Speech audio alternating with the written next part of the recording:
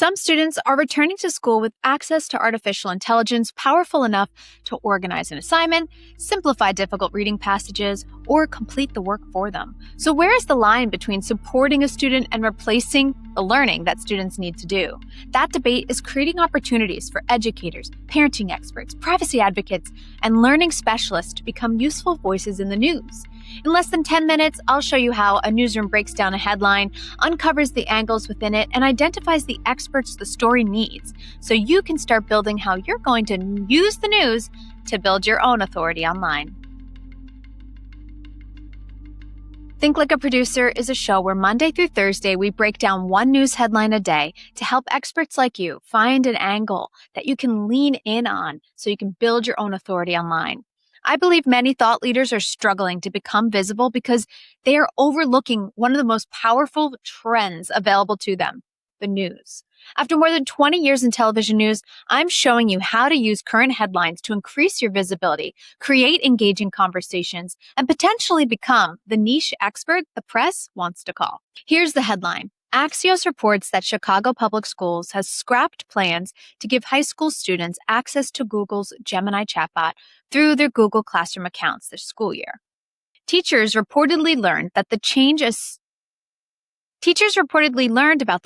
students were returning to school. District officials told Axios the decision followed questions about whether the district was ready for the chatbot. However, CPS may still work with individual schools on future rollouts. An AI-assisted literacy tool for elementary students will remain in use, while parents and advocates continue asking how much student data is being shared with technology companies. This does not mean schools are abandoning artificial intelligence. The U.S. Department of Education has supported the responsible use of AI for instructional materials, tutoring, college and career guidance, teacher development, and even personalized learning.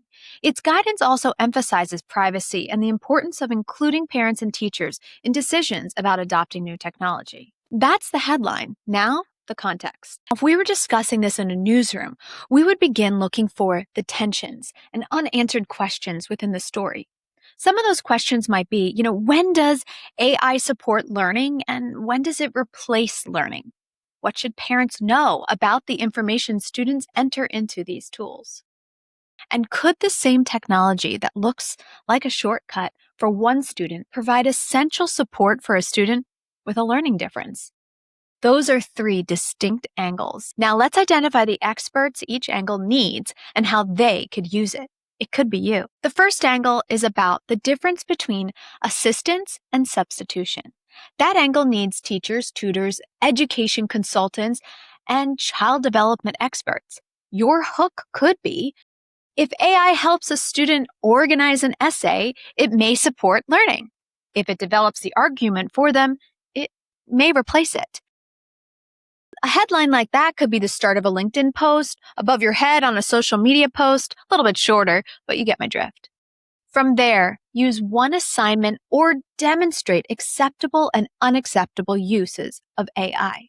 Some questions may be, could a student ask AI to create a study schedule? What about generating practice questions? When does help become turning over the entire assignment? This YouTube discussion explores how teachers and parents can balance AI's potential benefits with concerns about critical thinking. YouTube, an educator could share this video and add what the discussion misses based on their professional expertise. You could also show that clip and then give your POV, your point of view.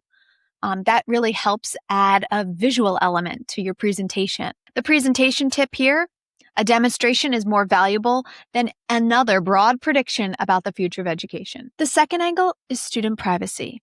That angle needs digital safety experts, education policy professionals, attorneys, and parenting advocates. If that's you, you need to listen up. This could be your hook. And if you're listening to this podcast or watching this on YouTube, you're here for the goods. So if you're looking for a hook, I'd suggest trying this one. Before your child enters personal information into an AI tool for homework, ask the school these three questions. So if you say something like that at the top of your video or your social media post, it will draw in your ideal client, your ideal listener. And then you could ask questions within that, like which AI tools have schools approved? What student information can be entered into them? And how is that information stored or shared?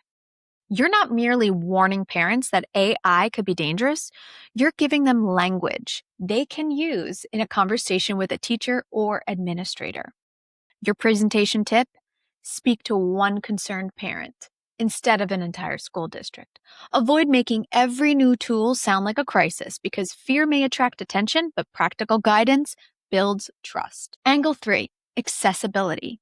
That angle needs a dyslexia advocate, special education professionals, ADHD experts, and learning specialists. By the way, we have a dyslexia expert on Unknown to Known, which is our Friday bi-weekly interview series, all part of Think Like a Producer. Be sure to check that out. In this article by Understood, they explain how AI can help educators simplify complex reading materials, adjust reading levels, create checklists, and break large assignments into smaller steps. That can be essential for children with learning differences. The organization also cautions teachers to verify AI-generated information and protect student data. A learning specialist could share this article and begin with something like, the same AI tool that looks like a shortcut for your one student may function as an accessibility tool for another. Essentially, telling people that there's a difference between helping a student access information and allowing a tool to perform the thinking that student needs to practice. I understand this angle personally as a parent of a child with dyslexia. Technology can create greater independence, but families still need qualified professionals to determine which support is appropriate for the individual student. Your presentation tip: anchor your content into one example. Do not talk to every child with a learning difference as though every child needs the same solution. What we discussed was one headline about Chicago schools. You can use that headline, stats, facts from that article, as I showed you, even videos tied to AI and education in light of the news that you read about Chicago schools. Using those elements are going to help you more than any trend you could ever think of. Sure, a trend like a dance, a TikTok dance, can help you get some virality. But if you want to start building trust, you want to lean into sources, like the news. And in this conversation, we discussed 3 angles: learning, privacy, and accessibility. Those angles led us to 3 different groups of experts and 3 different pieces of content. That is how I want you to begin seeing the news. Do not simply repeat the headline, break it down, find the question your expertise qualifies you to answer, and add something the original coverage did not fully explain. If you create content using one of these angles, tag me at Jamie_Maglietta on Instagram, or tag me anywhere you find my account.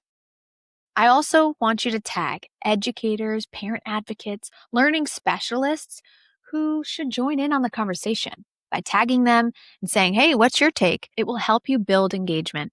I'm Jamie Maglietta. Use the news, find your angle, and produce your authority. Start thinking like a producer. This episode was sponsored by OnCam Ready. If you need help identifying your angle, strengthening your message, or becoming ready for opportunities on camera, visit the link in the description. I also have a podcast offer to my camera ready tips, checklist, and equipment. So be sure to check that out too. And stick around because every Monday through Thursday, we share a piece of news and how you can use it.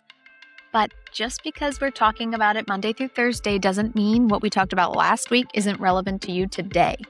So check out other episodes of Think Like a Producer. And if you don't mind, leave us a review, subscribe to our YouTube channel, or comment on a video. I'd love to get some feedback. Thanks.